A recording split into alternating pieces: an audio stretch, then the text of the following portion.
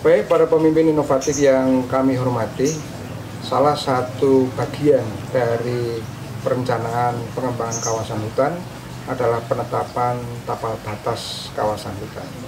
Penetapan tapal batas hutan ini nanti akan memantapkan bagaimana kita untuk mengembangkan kawasan hutan.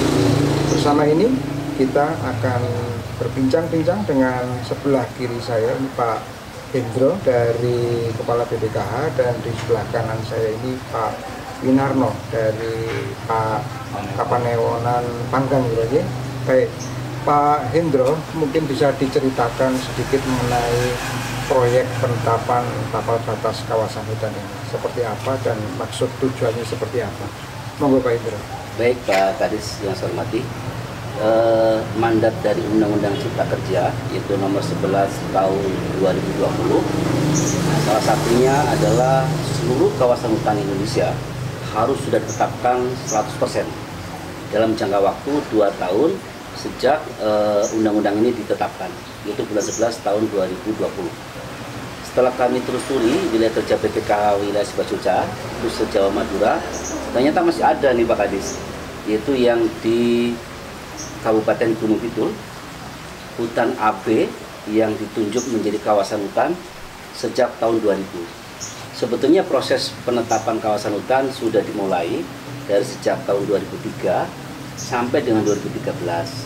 Tetapi masih sisa kurang lebih sekitar dari 7.000 kurang lebih sisa 500 hektar saja. Dan ini kegiatan yang akan kami lakukan. Tahapannya Pak Kadis, tadi sudah kita mengakhiri itu rapat panitia terbatas menetapkan trayek terlebih dahulu.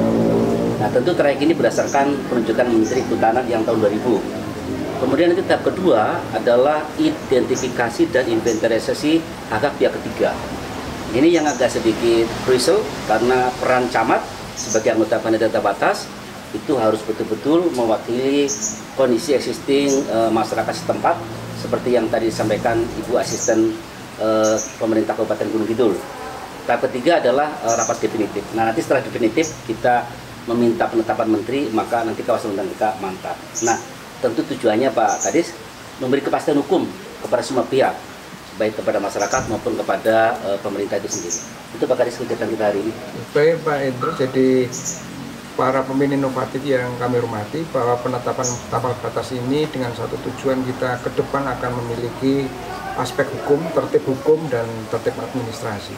Baik Pak Panewu, bagaimana dengan konsep atau langkah-langkah yang akan kita lakukan mengenai tapal batas kawasan hutan ini? Gitu, Pak Dinas, saya sangat mendukung sekali dengan adanya Undang-Undang Cipta Kerja ini. Akan membuka daripada masyarakat yang saat ini memiliki tanah, mungkin yang saat ini yang ditempati mungkin masih tanah hutan, dan saya sama mendukung sekali apabila nanti diterapkan, karena dengan Undang-Undang Cipta Kerja 2 tahun itu harus dilegalkan sehingga masyarakat itu benar-benar mengetahui tanah yang ditempati itu tanah sendiri atau tanah hutan. Sehingga dalam hal ini kami sangat mendukung sekali nanti apabila ada pemetaan kawasan hutan yang ada di kawasan Gunung Kidul. Memang saat ini banyak sekali masyarakat mungkin yang di daerah pinggir hutan menempati tanah-tanah hutan yang saat ini kiranya sudah bertahun-tahun merasa miliknya, padahal itu adalah tanah hutan. Sehingga untuk ini sangat setuju sekali apabila nanti dari Balai Penetapan Kawasan Hutan itu bekerja dengan pemerintah Kabupaten Gunung, khususnya dengan pemerintah Kabupaten Panggang yang ada di Kabupaten Gunung Kidul, sehingga legalitas daripada tanah masyarakat itu benar-benar bisa dipertanggungjawabkan.